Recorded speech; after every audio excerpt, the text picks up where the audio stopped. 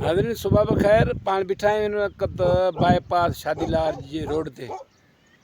ही bypass थरकुला road वञे थो।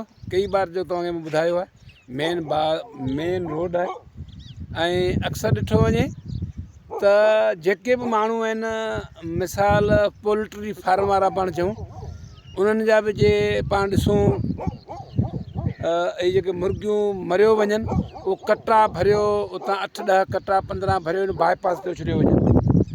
उन सां इहो थिए थो अचण वञण जी गाॾी बि परेशान ऐं माण्हू परेशान ऐं रोड रस्ता गंदगी सां भरिजो वञनि। हीउ ताज़ो मुंहिंजे बैक साइड में ॾिसो, तव्हांखे ज़ूम करे ॾेखारियां थो त हीउ हिकु मेंहिं वॾी कंदार में हुई जंहिं ज़हरीलो चवनि था ज़हरीलो खाधो गाह खाधई, उनखां पोइ ही मरी वई। ऐं धणियनि वरी छा कयो जो उते खॾो हणी हिनखे पूरींदा, पर न हिननि छा कयो जो हिनखे खणी अची हिन बाईपास ते छॾे विया आहिनि। हाणे तव्हां ॾिसो हिनखे अॼु ॿियो ॾींहुं आहे, हीअ हाणे फुले पई माना थी हिते जेको त गंदगी पई कुता अची भरिया आहिनि ऐं अचण वञण वारा माण्हू कुतो जॾहिं मांस खाए थो तॾहिं त अचण वञण माण्हू खे परेशानी थिए थी।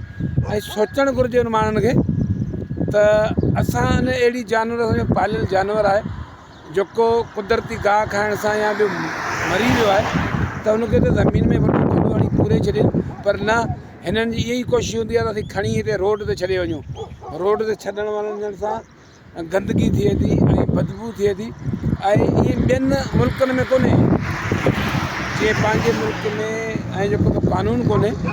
जे कानून हुजे त आउं सम्झां थो त अहिड़ो केरु क़दम न खणे ऐं जे कानून न आहे त अहिड़ा वाक़िया थियनि था। केॾीमहिल मुर्गियूं छॾे वञनि, केॾीमहिल ते मेंहियूं छॾे था ॾियनि ऐं इन सां अचण वञण ऐं में बि तकलीफ़।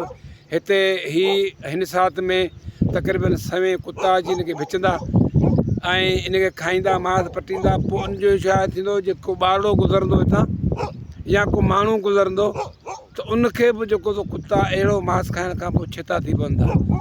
ऐं हीउ मुंहिंजो जेको विलाग रखण जो मक़सदु इहो आहे, आम कंहिं गवर्नमेंट नुमाइंदे कोन्हे, पर आउं उन माण्हुनि खे ज़रूरु चवंदुसि अहिड़ो को वाक़ियो थिए थो मेंहिं बकरी ॾ या के पोल्ट्री फार्म जा कुकड़ वग़ैरह मरी वञनि था त आउं उन्हनि खे इहो चवंदुसि के खॾा हणी तव्हां उनखे जेको पंहिंजो पूरे छॾियो। पूरे छॾण सां माहौल बि ख़राबु कोन थींदो ऐं इहो हिकिड़ो सवाब जो कमु थींदो। भई ज़िंदगी मौत जानवर मरी बि सघे थो ऐं उनखे ॿिए रोड ते छॾे वञणु गंदगी करणु सुठो अमल कोन्हे। उमेद इहो तव्हां ज़रूरु हिन ते सोचींदा।